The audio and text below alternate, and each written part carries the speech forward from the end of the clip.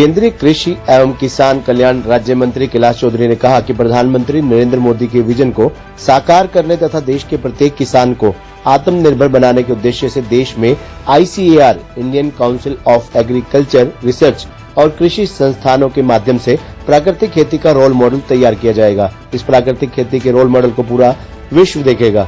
इस खेती का आधार और मुख्य शोध केंद्र गुरुकुल कुरुक्षेत्र रहेगा। इस प्राकृतिक खेती को अपनाने और शोध करने के लिए देश के 425 कृषि विज्ञान केंद्रों व 20 बड़े कृषि संस्थानों के 25% भूमि पर प्रयोग किया जाएगा। इतना ही नहीं, देश में स्कूलों, कॉलेजों और विश्वविद्यालयों में तीसरी कक्षा से लेकर PhD तक प्राकृतिक खेती पर पाठ्यक्रम तैयार करने के लिए एक कमेटी का गठन भी किया गया है।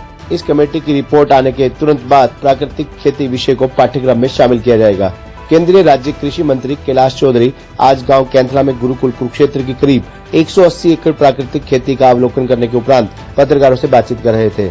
इससे पहले कैलाश चौधरी गुजरात के राज्यपाल एवं गुरुकुल कुरुक्षेत्र के प्राकृतिक खेती के जनक आचार्य डॉक्टर देवव्रत, ICAR भारत सरकार के महानिदेशक डॉक्टर हिमांशु पाठक, केंद्रीय कृषि मंत्रालय के सचिव मनोज आहूजा, NCERT के निदेशक प्रोफेसर दिनेश चकलानी, हिसार कृषि विश्वविद्यालय के शोध निदेशक डॉक्टर जीतराम शर्मा ने गुरुकुल कुरुक्षेत्र की गांव कैंथला में 180 एकड़ प्राकृतिक खेती का अवलोकन किया। यहां पर गुजरात के राज्यपाल डॉक्टर देवव्रत ने सभी मेहमानों का प्राकृतिक खेती की बारीकियों के बारे में उन्हें जानकारी देते हुए बताया कि वर्ष 2018 से शुरू की गई प्राकृतिक खेती के लाभ के बारे में उन्होंने विस्तार से सभी को जानकारी दी और गुरुकुल कुरुक्षेत्र की जमीन पर गन्ना, फल, सब्जियों, धान आदि की फसल को दिखाते हुए बताया कि इस खेत में प्राकृतिक खेती की प्रत्येक फसल की उपज बहुत अधिक हो रही है। इसके उपरांत कृषि राज्य मंत्री कैलाश चौधरी व कृषि विभाग के अधिकारियों ने गुरुकुल गौशाला में प्राकृतिक खाद मॉडल का अवलोकन किया और गुरुकुल के सभागार में प्राकृतिक कृषि पर आधारित सेमिनार के तकनीकी सत्र में शिरकत की और किसानों के साथ संवाद भी किया।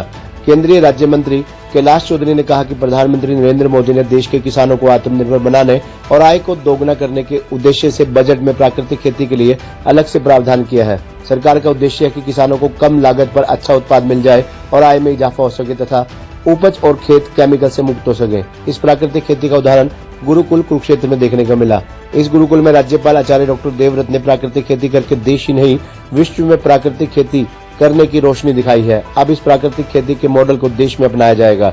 इसके लिए ICAR और कृषि संस्थानों ने निर्णय लिया कि आने वाले समय में कृषि संस्थानों में 25% भूमि पर प्राकृतिक खेती पर प्रयोग और शोध किया जाएगा। राज्यपाल आचार्य देवव्रत के प्रयासों से हिमाचल में 2 लाख और गुजरात में 2.5 लाख किसानों ने प्राकृतिक खेती को अपना लिया है और इसकी प्रेरणा गुरुकुल कुरुक्षेत्र से मिली है। उन्होंने कहा कि प्रधानमंत्री के विजन को साकार करने के उद्देश्य से और देश की भावी पीढ़ी को प्राकृतिक खेती से जोड़ने के लिए तीसरी कक्षा से लेकर PhD तक प्राकृतिक खेती के विषय को पाठ्यक्रम में शामिल किया जाएगा।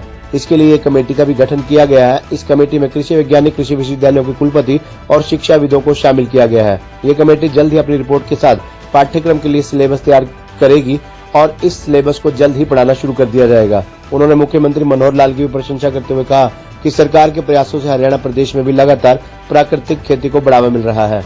वहीं गुजरात के राज्यपाल आचार्य देवव्रत ने मेहमानों का स्वागत करते हुए कहा कि गुरुकुल कुरुक्षेत्र के फार्म हाउस में प्राकृतिक खेती का सफल परीक्षण करने के उपरांत 3-4 सालों में हिमाचल प्रदेश में प्राकृतिक खेती का प्रचार प्रसार किया गया और गुरुकुल कुरुक्षेत्र में प्रशिक्षण भी दिया गया, जिसके कारण हिमाचल में 2 लाख किसानों ने प्राकृतिक खेती को अपनाया है।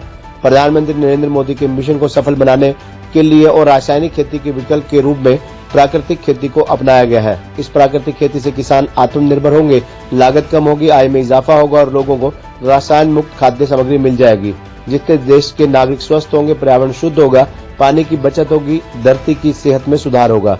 ICAR के महानिदेशक डॉक्टर हिमांशु पाठक ने कहा कि गुरुकुल कुरुक्षेत्र की प्राकृतिक खेती भारतवासियों के लिए एक प्रेरणा के रूप में सामने आई है। भारतीय परंपरा के अनुसार कृषि को जीवन के साथ जोड़कर देखा जाता था। देश के 425 कृषि विज्ञान केंद्रों व 20 बड़े कृषि संस्थानों में प्राकृतिक खेती को लेकर प्रशिक्षण और शोध का कार्य शुरू किया जा रहा है और हरियाणा के कृषि विज्ञान केंद्र के अधिकारी नियमित रूप से गुरुकुल कुरुक्षेत्र से प्रशिक्षण ग्रहण करेंगे। NCERT के निदेशक प्रोफेसर दिनेश चकलानी ने कहा कि NEP के तहत प्राकृतिक खेती को पाठ्यक्रम में शामिल किया जाएगा। देश के 30 करोड़ विद्यार्थियों को प्राकृतिक खेती के बारे में जानकारी दी जाएगी। सरकार द्वारा तीसरी से 5वीं कक्षा तक के स्कूलों में प्राकृतिक खेती के छोटे फार्म हाउस भी स्थापित किए जाएंगे। उन्होंने कहा कि 6ठी से 8वीं कक्षा तक के विद्यार्थियों को प्राकृतिक खेती पर प्रैक्टिकल करवाया जाएगा और 9वीं से 12वीं कक्षा तक के विद्यार्थियों का एक पेपर प्राकृतिक खेती पर होगा। इसके उपरांत उच्च शिक्षा के पाठ्यक्रम में भी प्राकृतिक खेती के विषय को शामिल किया जाएगा।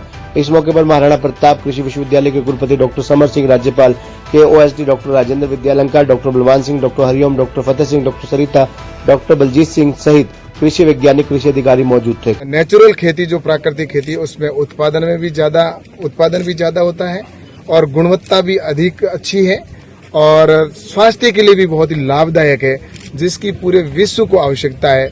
और आज ये गुरुकुल निश्चित रूप से एक उदाहरण बना रही। इसकी विजिट का आने वाले समय के अंदर हमारे जितने भी ICR हैं, ICR के जो कृषि विज्ञान केंद्र हैं, हमारे जितने भी इंस्टीट्यूट हैं, उन सब पर भी हमने ये निर्णय लिया है, क्योंकि आचार्य देवव्रत जी का हमारा एक साइंटिस्टों के साथ भी एक बैठक हुई थी, जिसके अंदर ये तय हुआ और आने वाले समय के अंदर की जितने भी ICR की लैंड है या इंस्टीट्यूट की, उनकी 25% लैंड के ऊपर हम नेचुरल फार्मिंग का भी एक मॉडल तैयार करेंगे, जिससे कि वो वहां पर किसान भी आकर देख के जाए और इसके साथ ही किसानों को भी ट्रेनिंग दी जाएगी उस कृषि विज्ञान केंद्र के अंदर या इंस्टीट्यूट के अंदर। समस्या देश में बनती जा रही है, पर्यावरण की जो समस्या बनती जा रही है, उससे भी हम मुक्ति देने में सफल हो पाएंगे। तो प्रधानमंत्री आदरणीय नरेंद्र मोदी जी का जो विजन है वो कि किसानों की इनकम बढ़े, तो इस इनकम डबल हो।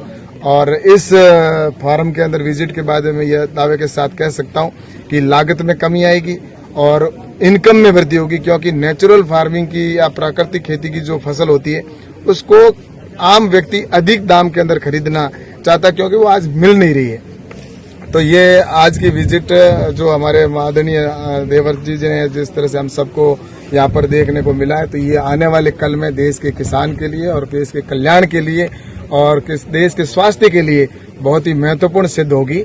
और मैं इस अवसर पर प्रधानमंत्री जी को भी बहुत बहुत धन्यवाद देना चाहता हूँ कि प्राकृतिक खेती के लिए अलग से बजट का प्रावधान किया है, ताकि किसानों को नेचुरल फार्मिंग की ओर जाए तो उनको सपोर्ट मिल सके। 2.5 लाख करोड़ रुपए का बहुत खून पसीने की कमाई विदेशों को देते हैं, बदले में यूरिया DAP जहर खरीद रहे हैं और उससे धरती जहरीली बन रही है। इन सब का समाधान एकमात्र प्राकृतिक कृषि है। मैं सबके सारे देश के हमारे जो आदरणीय कृषि वैज्ञानिक हैं उनसे आग्रह करूंगा कि वो इस विषय को पूरी गंभीरता के साथ में समझें। जैसे DG साहब ने बोला है, पाठक साहब ने, कि इसके विज्ञान को वो खूब समझें। जैसे हमारे डॉक्टर हरिओम जी ने इस काम को किया, डॉक्टर बलजीत सारन ने इसको किया, डॉक्टर राजेश्वर चंदेल हैं, डॉक्टर नीलम पटेल हैं, और यहाँ हमारी बहुत बड़ी टीम है उन लोगों की जिन्होंने, मैडम आए हुए हमारे पंतनगर यूनिवर्सिटी से, ये वो लोग हैं कि जिन्होंने बहुत, इन लोगों ने आगे बढ़कर हरित क्रांति के द्वारा देश की उस मुसीबत को दूर करने का काम किया था और आज हम एक प्रकार से आत्मनिर्भर भारत के रूप में हैं।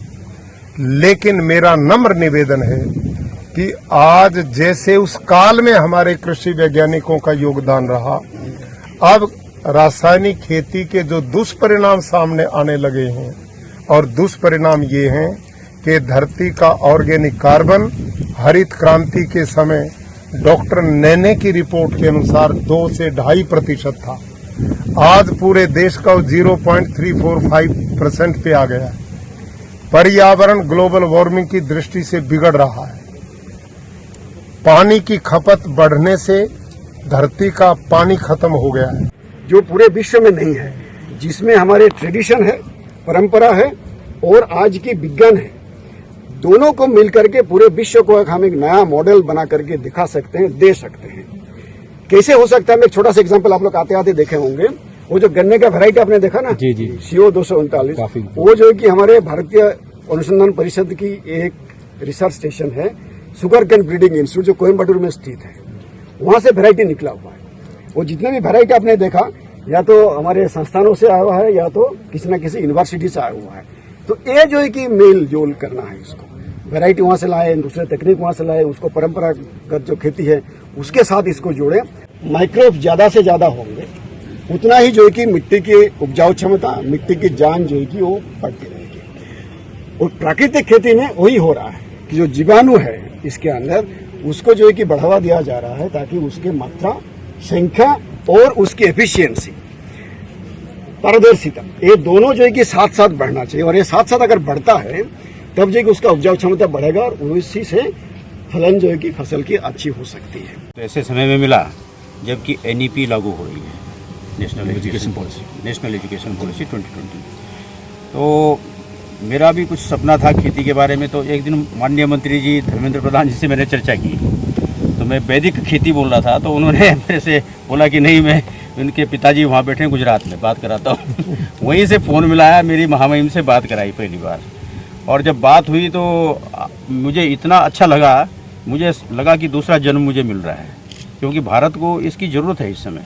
अगर भारत को जीवित रखना है और उसकी जो मूलभूत प्रवृत्ति है उस प्रवृत्ति के अनुसार चलाना है, तो माननीय महामहिम का जो योगदान है वो अविस्मरणीय हो सकता है। जैसे ऋषि मुनियों ने हमारे तपस्या करके खोज करके एक गाय और काऊ कल्चर जो बनाई थी ना, वो यही है जो आज के समय में कनेक्ट करती है। तो हमने ये सोचा है कि इसको स्कूली शिक्षा के पाठ्यक्रम में डाला जाए, 3री से 5वीं तक थोड़ा सा कम स्तर पर, ताकि वो जो पढ़ें वो उस प्रकार की गतिविधियां खेती में कर सकें। और इसके लिए हम स्कूलों में फार्म हाउस इस तरह का बनाएंगे, प्राकृतिक खेती का जैसे आचार्य महोदय ने बना रखा है उस तरह का बनाएंगे, ताकि बच्चे जो अंदर पढ़ें वो बाहर आके देखें और महसूस करें। फिर 6ठी से 8वीं तक थोड़ा और ज़्यादा होगा, उसमें फिर वो और करेंगे, प्रैक्टिकल करेंगे। और फिर 9वीं से 12वीं तक काफ़ी एक पूरा पेपर उसका होना चाहिए और उसका प्रैक्टिकल होना चाहिए। तो फिर जो उच्च शिक्षा में पाठ्यक्रम बना है वो एक तो लिंक हो जाएगा, क्योंकि एनईपी में linkages between school and higher education की बहुत बात है। खबरनामा हरियाणा के लिए डॉक्टर राजेश वधवा की रिपोर्ट।